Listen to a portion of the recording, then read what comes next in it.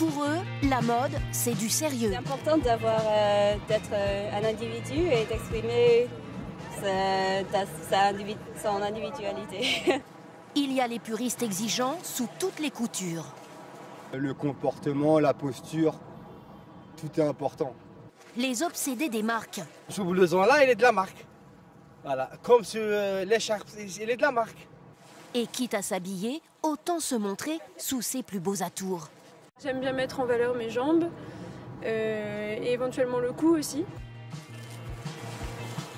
Personne n'échappe à la mode, quel que soit son style, ses moyens, son attitude. Aujourd'hui, le vêtement, qu'il soit réalisé sur mesure, issu du prêt-à-porter, de la haute couture, de la grande distribution, a sa place au musée.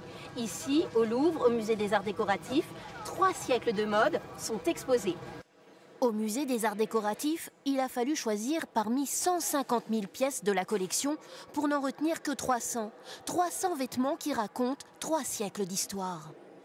Il s'agit de montrer à la fois des habits de cour, mais aussi des habits de sport, des pièces pour le quotidien, pour le matin, pour l'après-midi, pour le soir, pour le grand soir.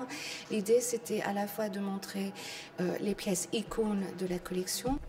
Icône comme ce décolleté Guy Laroche. Au cinéma, il a révélé Mireille d'Arc sous son meilleur profil, dans le film Le Grand Blond avec une chaussure noire. Culte aussi cette robe de métal, signée Paco Rabanne. La mode exprime aussi notre style de vie. Pendant la Seconde Guerre mondiale, les femmes travaillent. Elles portent des vêtements très épaulés, comme les hommes. On est dans les années 40. Et dans les années 40, ce qui est caractéristique, c'est la manière dont on porte épaulé son corps. Pour chaque modèle, on fait un corps sur mesure. Quelle que soit l'époque, l'important c'est d'être vu, en évitant les fautes de goût. Ce qui est important, c'est vraiment d'avoir un tissu particulier. C'est-à-dire que toutes les pièces de la robe, c'est-à-dire aussi bien le haut, le bas, la jupe, doivent être taillées dans exactement la même étoffe. Au début du XXe siècle, la mode est une affaire de femmes. Elles érigent le vêtement au rang d'objet d'art. Schiaparelli dessine la cape Phébus. Madeleine Vionnet, elle, transforme ses clientes en déesses.